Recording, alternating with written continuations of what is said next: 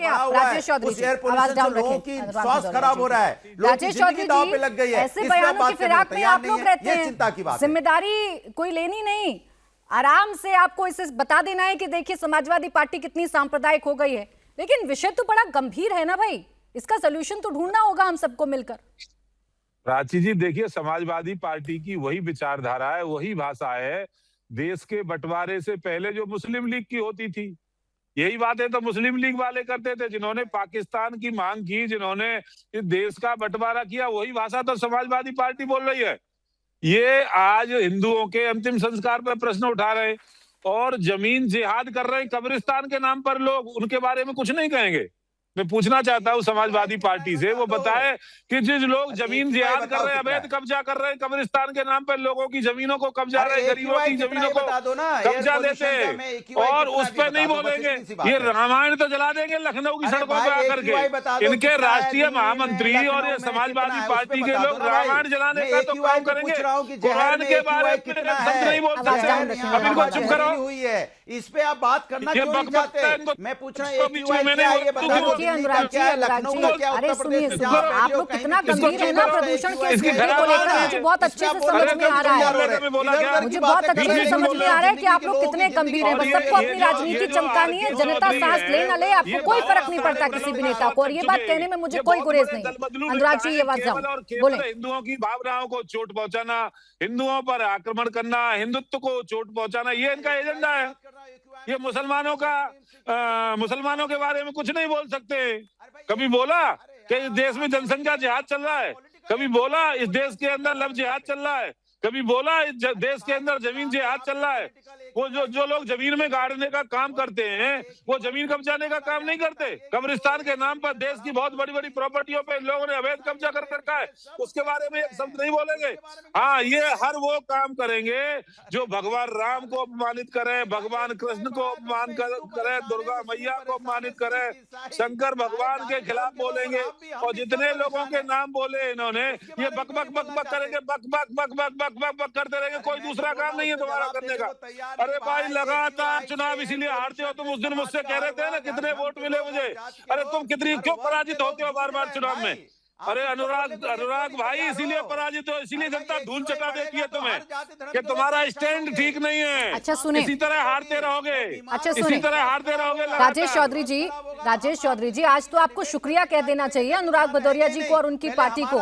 ऐसा मसला जिस पर सरकार बुरी तरह घिर रही है, ऐसा मसला जिस पर सरकार से उसकी जिम्मेदारी पूछी जा रही है, ऐसा मसला जिस पर लोगों की नाराजगी खुलकर सामने आ रही है, राहत दे दी आपको तो समाजवादी पार्टी ने और उनके सांसद ने।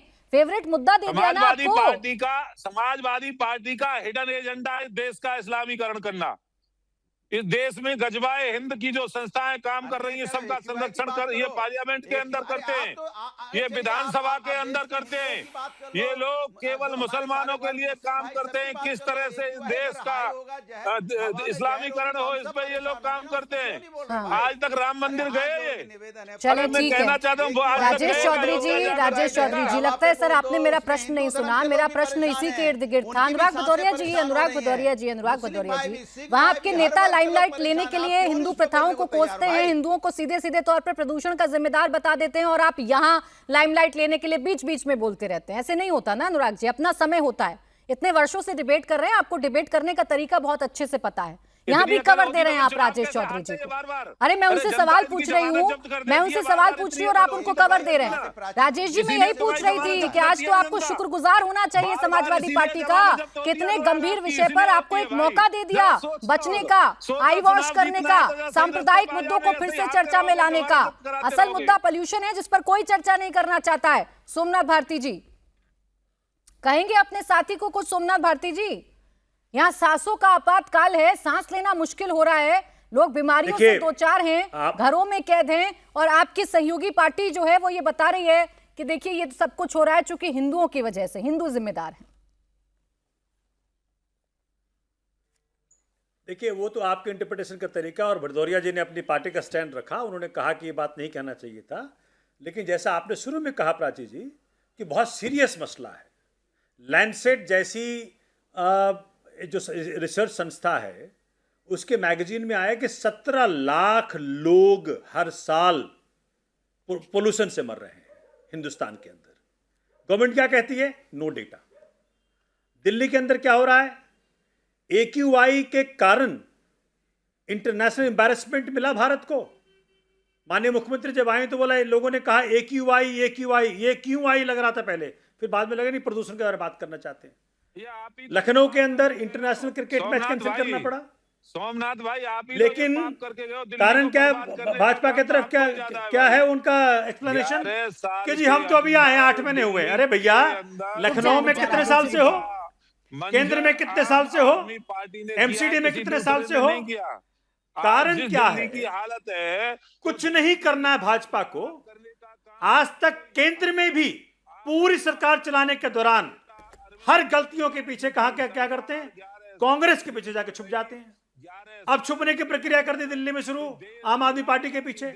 अरे भाई, आप दिल्ली में 11 साल से हैं, केंद्र में, यूपी में 2 टेन्योर पूरा होने वाला है आपका।